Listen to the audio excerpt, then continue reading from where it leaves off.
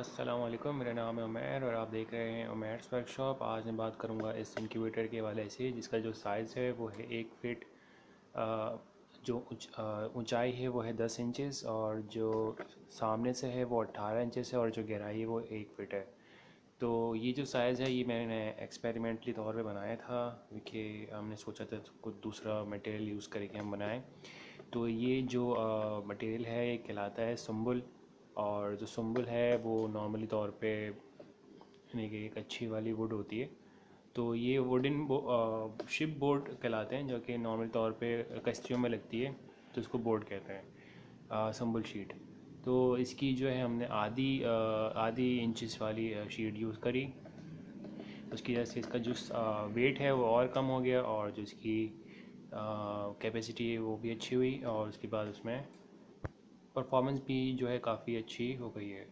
उसमें एक अच्छी बात ये है कि ये वाटर प्रूफ होता है। फॉर एग्ज़ाम्पल आपने गलती से पानी गिरा दिया इसकी ज़मीन के ऊपर, तो उससे कोई फ़र्क नहीं पड़ेगा, चाहे इसमें ही पानी इस पर डालें, इसको पानी में डुबोएं, कोई मसला नहीं होता। और इसका ये खसूसियत होती है कि इसमें जो है 2 दिन तक अगर आप इसको उबलते हुए पानी में डालेंगे तब जाके ख़राब होगी, वरना जो है पानी में तैरती रहती है। तो ये एक चीज़ है सुम्बुल के ऊपर हमने बनाई है। ये एक साइज़ है, ये वज़न में हल्का है, तो शिपिंग करने के वाले से काफ़ी यूज़फुल है। काफ़ी मज़बूत चीज़ है। अगर आप देखें तो इसमें जो कैपेसिटी है वो उसमें आ रहे हैं 40 अंडे बड़े वाले और 50 अंडे छोटे एग्स के। तो इनसाइड जो है हमारा बिल्कुल वही सिस्टम है जो हमारा इंक्यूबेटर्स में होता है।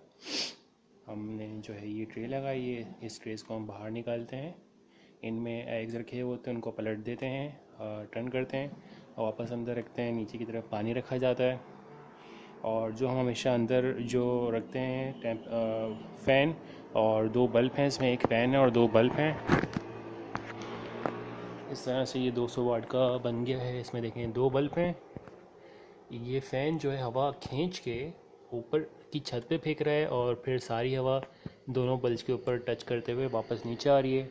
और काफ़ी के बल्ब की हीट डायरेक्ट एग्स पे नहीं पड़ रही, तो काफ़ी हद तक हमारी जो है स्पेस सेविंग हुई और नीचे की जगह हमने पानी की जगह ज़्यादा कर दी।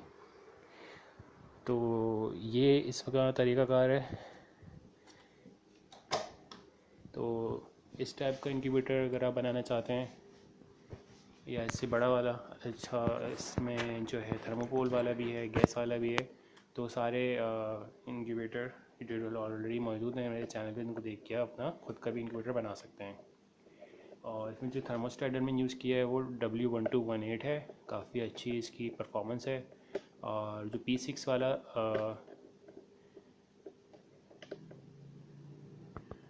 जो फ़ीचर है वो काफ़ी बेहतर है, क्योंकि उसमें हमने 39 सेट किया हुआ है। 37.5 से लेकर 38 के अंदर अंदर हमने रखा हुआ है, तो ये भी काफ़ी अच्छा टेम्परेचर रहता है। तो अगर आपको ये वीडियो अच्छी लगी है तो प्लीज़ लाइक करें, शेयर करें, सब्सक्राइब करें। अपना ख्याल रखिएगा। अल्लाह हाफ़िज़।